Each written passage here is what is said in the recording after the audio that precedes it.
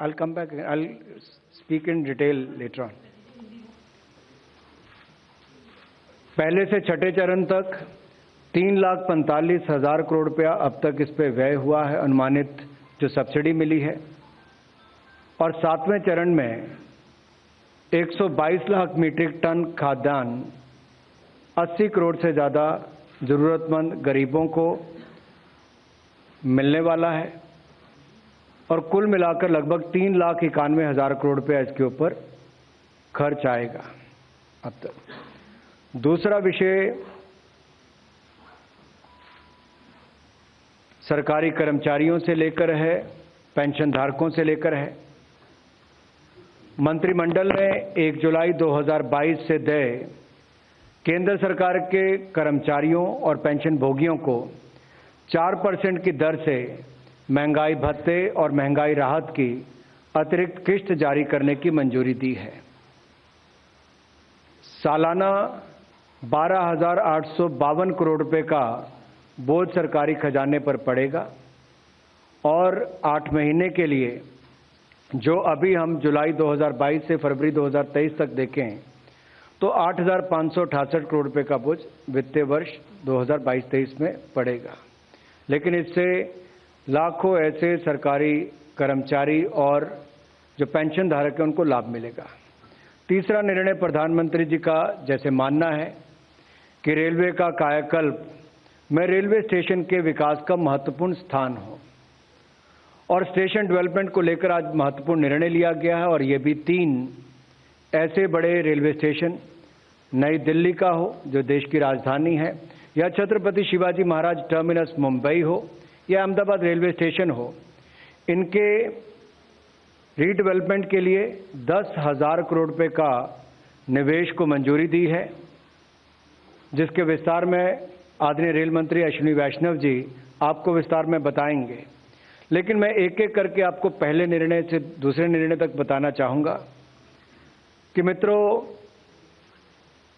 प्रधानमंत्री पद की शपथ लेने के बाद मोदी जी ने कहा भी था कि उनकी सरकार वंचित, पीड़ित, शोषित, गरीब, मजदूर, महिलाओं के लिए समर्पित होगी। और उसका एक बहुत बड़ा उदाहरण हम सबको कोविड-19 महामारी के समय देखने को मिलता है। देश और दुनिया के सामने बहुत बड़ी मुसीबत थी। उस समय जहां प्रधानमंत्री जी ने देश को नेतृत्व भी दिया, जहां एक और वैक्सीन बनाकर 200 करोड़ वैक्सीन मुफ्त में लगाने का काम किया, वहीं सबसे पहला निर्णय भारत सरकार का क्या था? प्रधानमंत्री गरीब कल्याण अन्न योजना। और ये गरीब कल्याण अन्न योजना अप्रैल 2020 से चली और 25 महीने तक देश के 80 करोड़ से ज्यादा गरीबों को, जरूरतमंद परिवारों को अनाज देने का काम किया गया। और जितने उनके पात्रता पहले थी उनकी मात्रा को दुगना, यानी कि जब इसको एडिशन किया 5 किलो अनाज प्रति व्यक्ति प्रति माह 25 महीनों तक देने का काम किया।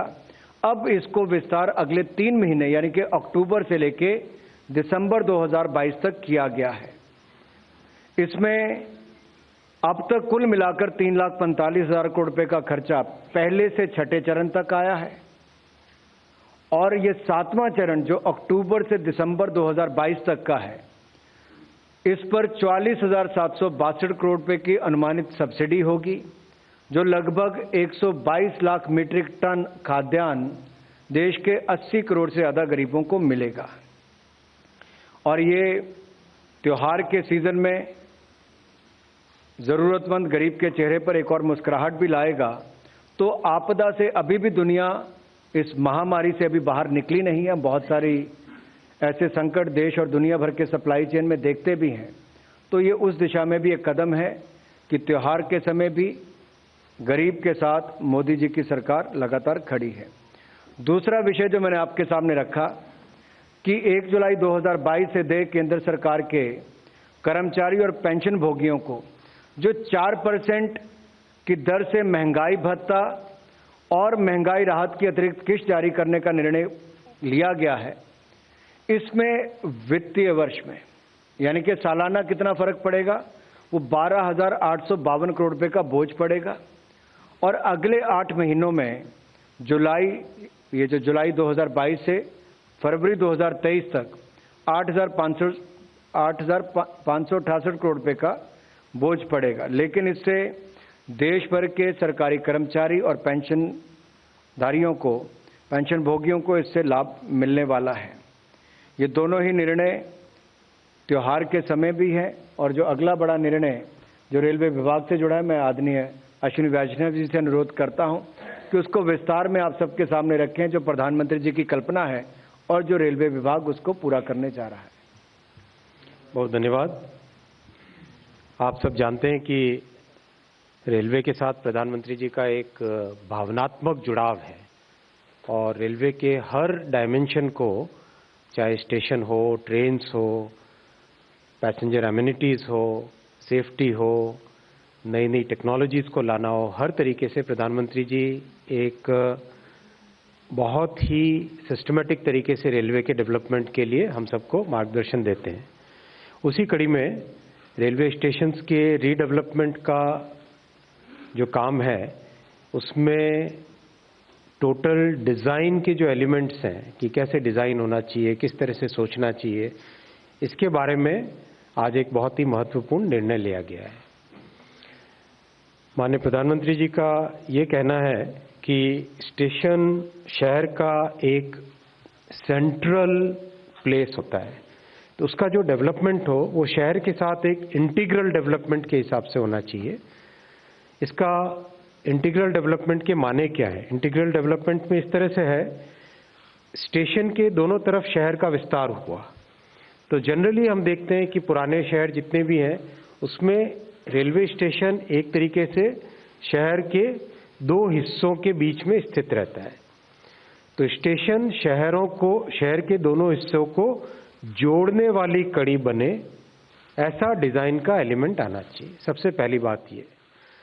दूसरी बात ये कि स्टेशन के साथ साथ जब शहर डेवलप हुए तो बहुत कंजेस्टेड तरीके से अलियां गलियां बनी और वहाँ पे आना जाना मुश्किल होता है। तो किस तरह से स्टेशन तक आना, स्टेशन से जाना, उस एरिया से निकलना, इसके लिए जो ट्रांसपोर्टेशन ट्रैफिक का प्लानिंग करना है, वो आज के हिसाब से नहीं, आगामी 50 वर्षों के हिसाब से सोच के वैसी प्लानिंग करो जिससे कि कोई भी काम करने में एक स्थायी समाधान निकले शहर के लिए। तीसरा, स्टेशन के अंदर अगर हम जाएं तो आज हम देखते हैं कि स्टेशन की बिल्डिंग होती है, फिर प्लेटफॉर्म होते हैं, फिर पटरियां होती है, फिर एक फुट ओवर ब्रिज पुलिये के ऊपर से अगर जाएं फिर प्लेटफॉर्म्स होते हैं, फिर आगे पटरियां होती है। ये कंस्ट्रक्ट 100 वर्षों से चला आ रहा था। इसकी बजाय एक नया डिज़ाइन एलिमेंट जिसमें कि रूफ प्लाजा एक बने। रूफ प्लाजा का माने क्या हुआ कि जो हमारे प्लेटफॉर्म्स और पटरियां हैं, इनके ऊपर की जो स्पेस है, इस स्पेस का मैक्सिमम यूटिलाइजेशन हो सके। यहाँ पे एक नई अर्बन स्पेस बने, एक स्थायी जगह बने जिस पर फूड कोर्ट्स हो, अच्छा वेटिंग एरिया बने, बच्चों के खेलने के लिए जगह बने। मान लो पेरेंट्स जा रहे हैं, बच्चों के साथ जा रहे हैं, बच्चों को उस वक्त संभालना मुश्किल सा होता है। मैं तो जब बच्चे छोटे थे तो कई बार एक बच्चा इधर दौड़ रहा है, एक बच्चा इधर दौड़ रहा है, तो खेलने की एक छोटी सी जगह बन जाए।